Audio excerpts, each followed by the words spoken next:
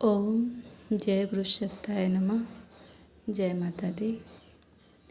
आप सभी भैया बहन को कोटि कोटि प्रणाम। आज हम पारिवारिक विषय पर चर्चा करेंगे कि हमारे समाज में जो परिवार होते हैं, एक परिवार होते हैं, उनमें कितने सदस्य होते हैं, उनकी जिम्मेदारी क्या होनी चाहिए, उनकी जीवन शैली कैसी होनी चाहिए। ये गुरुदेव जी की वाणी है और परम पूज्य गुरुदेव जी जो लिखे हैं, जो मन में देते हैं, विचारों में देते हैं, उत्पन्न करते हैं, वही हम आप लोग के साथ शेयर करते हैं और करना भी चाहते हैं। और ज़रूरी है आप लोग के भी साथ ऐसा हो। गुरुदेव जी के जितने भी बुक हैं, जितने भी कथन हैं, लिखन हैं, वो पढ़े और खुद भी अपने अंदर ढाले और औरों के साथ भी शेयर करें। इसमें आपकी बहुत ही पुण्य की काम होती है, बहुत ही भलाई होती है। कहते हैं कि केवल अपने बारे में सोचना और अपने ही चिंतन करना, ये स्वार्थ काम हो जाता है, स्वार्थी जीवन हो जाता है। तो अपने साथ साथ जहाँ तक हो सके हम औरों का भी भला करना चाहेंगे। जिस चीज़ से मेरे पास सामर्थ्य है, पैसे हो या फिर हमारे पास जो भी धन दौलत, जो भी व्यवस्था हो या ज्ञान हो, जो भी आपके पास, हम लोग के पास उपलब्ध हो, वो खुद भी ढाले, खुद भी उपयोग करे और समाज में, परिवार में भी सबके साथ शेयर करे, सबको संभाले। क्योंकि कहते हैं कि हम बदलेंगे और युग को बदलेंगे, तभी हमारा ये युग पूरा संसार बदलेगा। एक अच्छे संसार और स्वर्ग की उत्पत्ति होगी। इसी समय में, इसी कलयुग में हम लोग स्वर्ग की तरह जीवन जिएंगे। क्योंकि स्वर्ग क्या होता है? स्वर्ग वही होता है जहाँ शांति अनुभव हो, एक अच्छे इंसान सभी हो, सभी के अंदर अच्छे विचार हो, उत्तम विचार हो, एकता हो, सभी में प्रेम भावना हो, वही स्वर्ग होता है। और जहाँ कलह क्लेश, झगड़े, लड़ाई, गाली गलौज हो, वो नर्क होता है, वही कलयुग हो जाता है। तो हमें अपने परिवार को भी, समाज को भी स्वर्ग बनाना है, सबको अच्छे विचार देना है। अब कोई लेना चाहे या ना चाहे, उनके ऊपर निर्भर है। आप अपने आप में संतुष्ट हो, आपको जितना फर्ज हो सके बस दीजिए।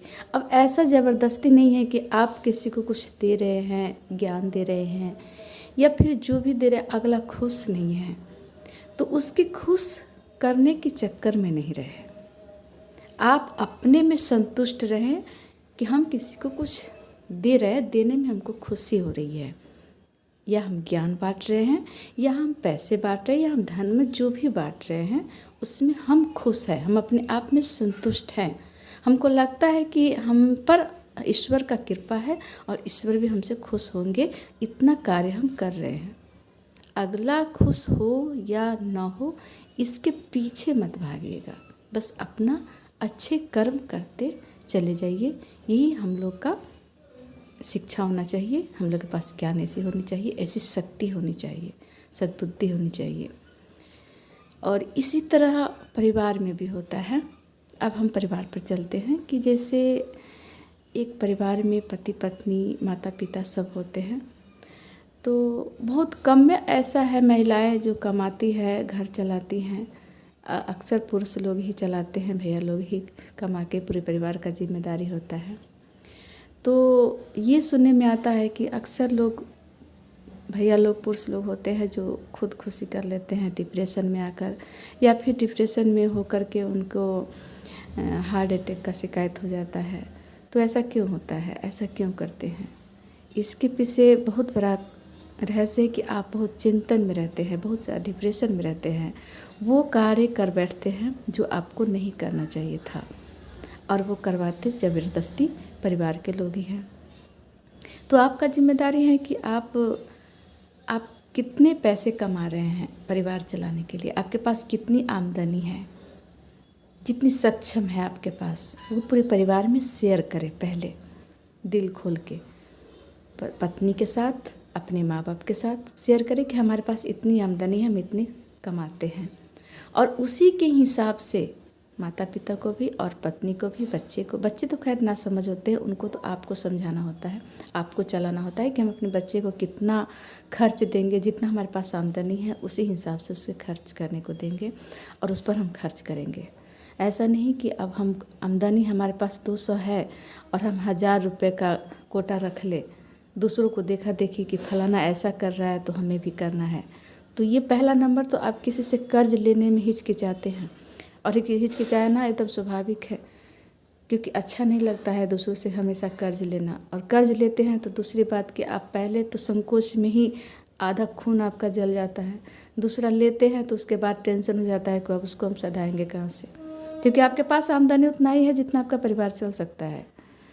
अगर उससे ज़्यादा आप कर्ज ले लेते हैं तो उसके टेंशन में, डिप्रेशन में आप शिकार हो जाते हैं, और उसके कारण है अंदर अंदर टूटते चले जाते हैं और आप हार्ट अटैक का शिकार हो जाते हैं।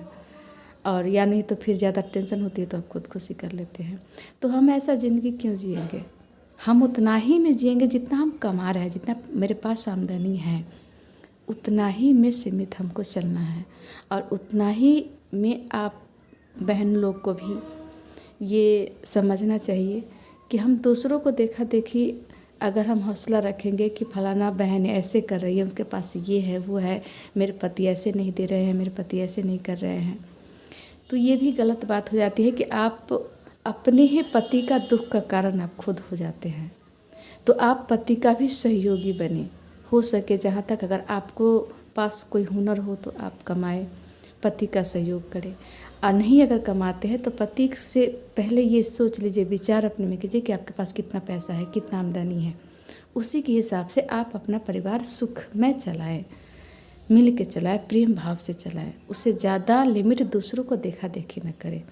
इससे क्या होता है कि आप भी दुखी होते हैं और आपके पति भी, परिवार भी दुखी होता है। ऐसे में परिवार में कलह होता है और सुख शांति खत्म हो जाती है।